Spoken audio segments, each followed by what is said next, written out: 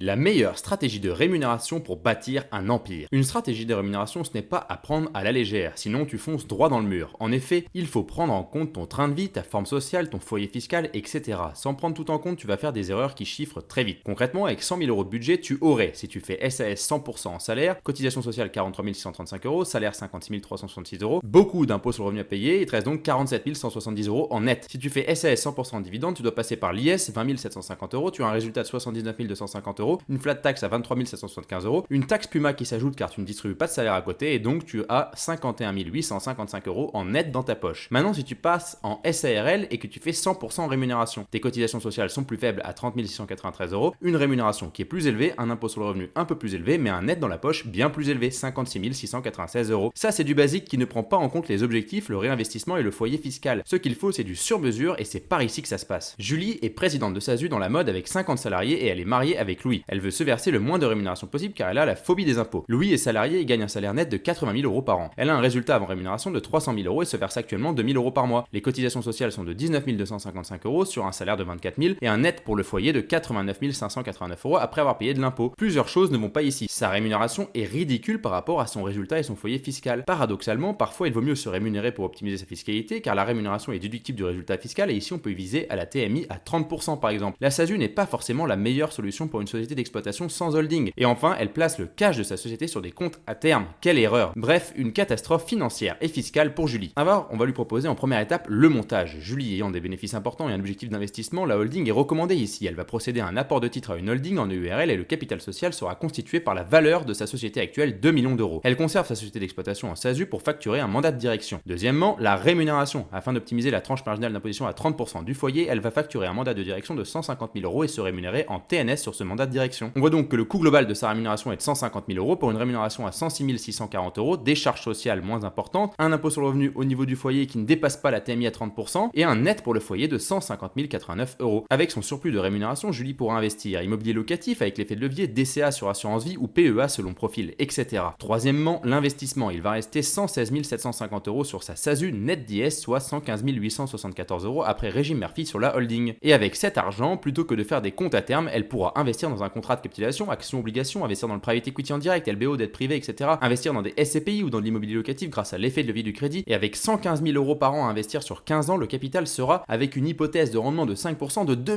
481 000 euros. De quoi avoir une belle rente pour arrêter de travailler ou ralentir le rythme. Tu l'as compris, chaque situation est particulière et mérite une stratégie sur mesure. Et encore, je ne t'ai pas tout dit ici. On peut faire plus d'optimisation pour Julie. Et si tu souhaites en savoir plus, abonne-toi et va écouter notre chaîne L'Art de la gestion patrimoniale sur YouTube, Spotify ou Apple Podcast.